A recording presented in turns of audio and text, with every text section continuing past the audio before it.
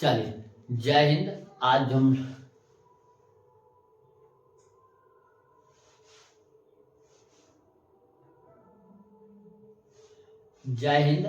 हम लोग पढ़ेंगे फूल यानी फ्लावर्स के बारे में हम लोग पढ़ेंगे।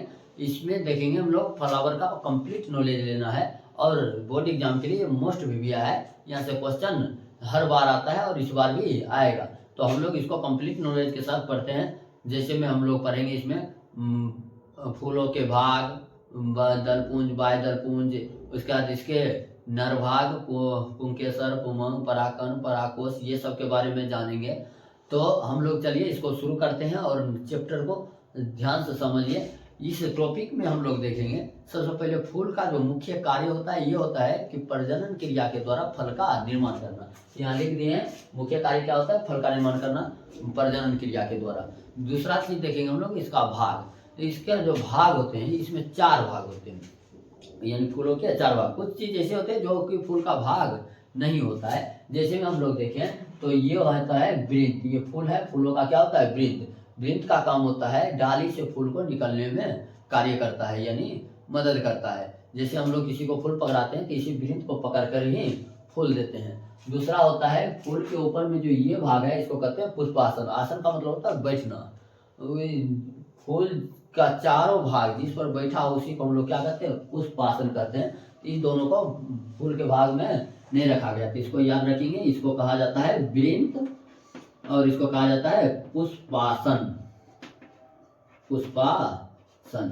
पुष्पासन तो ये दोनों को याद रखेंगे, ये भाग नहीं है। अब हम लोग भाग शुरू करते हैं। भाग में है सबसे पहला होता है बाह्य दलपुंज। अब ये बाह्य दलपुंज क्या होता है, ये कली की अवस्था में चारों ओर से फूल को रक्षा करने का काम करता है। ये चारों ओर से ये देख रहे हैं निकल गया है, ये पहले से कली की अवस्था में से ढक के रखता है। इसका रंग हमेशा हरा होता है। इसका रंग कैसा होता है, हरा होता है।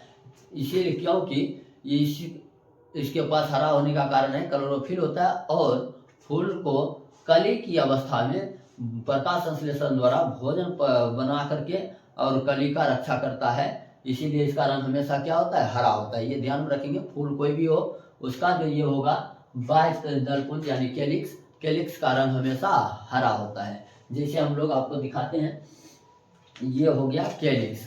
ये क्या है, कैलिक्स है। यहाँ देखिए ध्यान से, ये फूल है, फूल का कली अवस्था है और कली अवस्था में ये जो हरा हरा ऊपर से बैठा हुआ है इसके अंदर फूल जो रहता है, फूल यही कैलिक्स होता है ऊपर से। इसका रंग हमेशा क्या होगा, हरा होगा। जैसे जैसे फूल ये बढ़ते जाएगा वैसे वैसे ये नीचे की ओर लटकते जाएगा। इसके लिए भी कली की अवस्था में ये रक्षा करने का काम करता है। ये होता है बाह्य दलपुंज का काम। बाह्य दलपुंज के बहुत सारे भाग होते हैं। इनके एक पत्ती को हम लोग सेपल कहते हैं, या सेपल के समूह को ही क्या कहते हैं, बाह्य दलपुंज कहते हैं। बात हो गया क्लियर। ये सेपल को याद करने की जरूरत नहीं है, इसलिए इसको लिखने की भी जरूरत नहीं है। अब हम लोग देखेंगे इनके दूसरा भाग देखें तो इनका नाम होता है दलपुंज। दलपुंज हम लोग रचना कर दें, ये है हमारा दलपुंज। फूलों का जो रंग होता है इसी से पता चलता है। दलपुंज को ही देख करके हम लोग फूलों का रंग पीला, लाल, हरा ये बनाते हैं। तो दलपुंज जो होता है, दलपुंज कई रंगों का होता है, यानी रंग बिरंगे होते हैं। इसका रंग अलग अलग क्यों होता है, क्योंकि ये भौरा को आकर्षित करता है। और भौरा को आकर्षित करता है तो इसी में एक बात और है कि सुगंध भी होता है। यानी कि हम लोग जो फूल को सूंघते हैं या सुगंधित होता है, किसको सूंघते हैं, किसी दलपुंज को सूंघते हैं।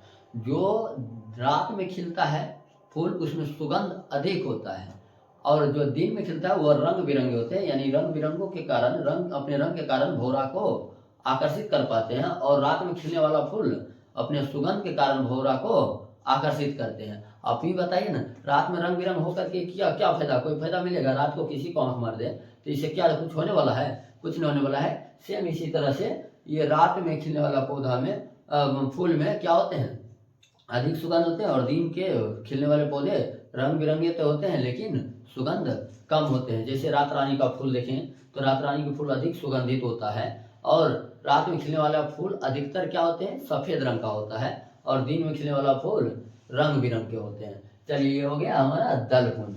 तो दलपुंज जैसे देखिए, दलपुंज के एक पत्ती को, दलपुंज कई पत्तियों से मिलकर बना होता है, तो इसके एक पत्ती को हम लोग पेटल कहते हैं। तो पेटल समझ में आ गया ना, एक पत्ती को, पेटलों के समूह को ही क्या कहा जाता है, दलपुंज कहा जाता है, यानी पेटल के रंग के कारण ही हम लोग देखते हैं। चलिए अब हम लोग देखेंगे तीसरा भाग है पुमंग। पुमंग जो होता है, ये पुमंग कई भाग, पुमंग कई निकले होते हैं, ये देख रहे हैं नीचे से निकाल दिए हैं, ये क्या है, पुमंग है। यह हो जाता है नर भाग, यानी कि फूलों का नर भाग या पौधा के नर भाग को हम लोग पुमंग कहते हैं। ये कई होते हैं और इसके बीच में ये देख रहे हैं लोटा जैसा रचना, इसको हम लोग कहते हैं जायांग। ये चौथा भाग होता है, इसको हम लोग डिटेल में भी पढ़ेंगे, पुमंग और जायांग को।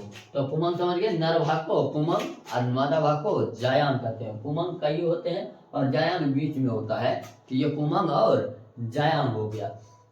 चलिए फूलों को हम लोग कुछ चित्र के माध्यम से समझते हैं। जैसे देखेंगे गुलाब का ये जो है, ये क्या है, ये तो दलपुंज है। दलपुंज का रंग देखिए तो एक ही गुलाब में कोई लाल गुलाब है, सफेद गुलाब है, उसके बाद देखेंगे ऑरेंज गुलाब है। ये कैसे, किसको देखकर हम लोग पता करते हैं, तो दलपुंज को देखकर।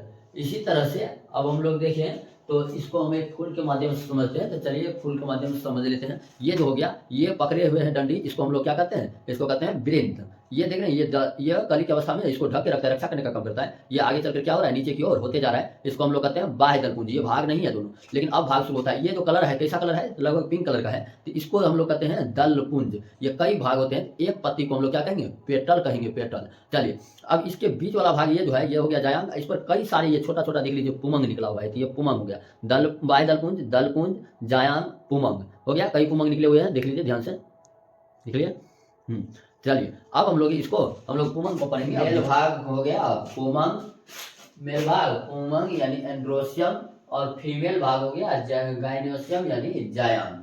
ठीक है, तो अब हम लोग इसको डिटेल में पढ़ते हैं। तो पुमंग जो होते हैं, इसके 3 भाग होते हैं। पुमंग के कितने भाग, 3 भाग, फिलामेंट, एंथर और पोलन ग्रेन। ये देख लीजिए। पहले सबसे पहले हम लोग चित्र से समझते हैं। चित्र में समझेंगे कि ये हो गया हमारा, ये पूरा हो गया पुमंग। कौन सा भाग हो गया, पुमंग भाग। पुमंग के 3 भाग होते हैं। सबसे ये जो लंबी भाग होते हैं, लंबी भाग, इसको कहते हैं हम लोग पुंकेसर। क्या कहते हैं, ये जो पुंकेसर है यानी फिलामेंट कहते हैं इसको, हो गया। दूसरा भाग होता है इसके ऊपर में देख रहे हैं, इसको कहते हैं परागकोश। क्या कहते हैं, परागकोश यानी एंथर, परागकोश यानी एंथर। और इसके अंदर जो द्रव भरा होता है, इसको हम लोग कहते हैं परागकण। जो कण भरा होता है, इसको क्या कहते हैं, परागकण। तो क्वेश्चन तो यहाँ से ही ऑब्जेक्टिव बनना शुरू हो जाता है। पूछेगा परागकण कहाँ होते हैं, तो परागकण परागकोश में होते हैं। ठीक है, तो हो गया पराग, ये हो गया पुंकेसर, परागकोश, परागकोश के अंदर होता है परागकण। कैसे याद रखेंगे, पुमंग के सबसे लंबी भाग को पुंकेसर कहते हैं, तो ऊपर वाले भाग को क्या कहते हैं, परागकोश, और परागकोश के अंदर जो कण रहता है उसको कहते हैं परागकण। और यही होता है पुमंग के 3 भाग। यही परागकण जो होते हैं, ये गैमेट के रूप में काम करता है। कौन चीज में, फूलों में। ठीक है, युग्मक के रूप में। जैसे था ना कि हम लोग जिम में युग्मक का देखे थे, शुक्राणु, इस तरह से यहाँ क्या होते हैं, यहाँ होते हैं परागकण।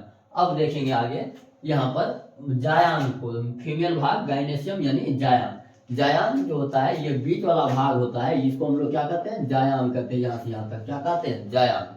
और देखेंगे जायांग के भी 3 भाग होते हैं।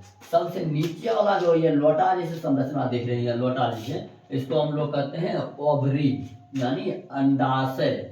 ओवरी यानी अंडाशय। ये जो लंबा भाग होता है, इसको स्टाइल कहते हैं यानी वर्तिका कहते हैं। क्या कहते हैं, वर्तिका। और वर्तिका के सबसे एकाग्र यानी सबसे ऊपर शिखर वाला भाग को कहते हैं वर्तिकाग्र। तो याद रहेगा, अंडाशय, वर्तिका, वर्तिकाग्र। अंडाशय, वर्तिका, वर्तिकाग्र, 3 भाग उनका भी होता है। तो ये हो गया जायांग के भी 3 भाग। अब हम इसको फूल के माध्यम से देख लेते हैं कि फूल के माध्यम से यदि इसको समझें तो कैसे होगा। तो सबको हम लोग पहचान के रखेंगे, पहचान के रखना जरूरी है। जैसे देखें, ये फूल हो गया, ये जो बीच वाला भाग मोटा सा देख रहे हैं, ये हो गया जायांग। कौन चीज है, जायांग है। इसके 3 भाग है। ये जो अंदर देख रहे हैं, ये अंदर, इस अंदर में हो गया मोटा भाग कौन चीज, अंडाशय। ये हो गया वर्तिका। ये सबसे ऊपर में देख लीजिए लाल लाल दिखता होगा, ये हो गया वर्तिकाग्र। इसी तरह से पुमंग को देखिए, तो पुमंग में देख लीजिए एक तोड़ के पीला वाला भाग देख रहे हैं, ये सबसे लंबा जो पीला का भाग है, इसको हम लोग कहते हैं पुंकेसर। ये ऊपर वाला भाग जो पीला पीला है, इसको कहते हैं परागकोश। इसके अंदर में जो कण होता है इसको कहते हैं पराग कण। चलिए हम इसी के साथ इस वीडियो को ख़त्म करते हैं यहीं पर, और हम लोग अब इसमें प्रजनन पढ़ेंगे। फूलों में प्रजनन कैसे होता है, यानी जनन क्रिया कैसे करके फल का निर्माण करता है, ये अगला वीडियो में हम लोग जानेंगे। तो आप लोग पहले तो ये फूलों के भाग को अच्छी तरह से पूरी तरह याद कर लीजिए, ताकि अगला वीडियो आपको पूरे दिमाग में सेट कर जाए। चलिए इसी के साथ जय हिंद, मिलते हैं अगले वीडियो में। तो अगर वीडियो पसंद आए तो लाइक कमेंट एंड सब्सक्राइब जरूर करें। जय हिंद।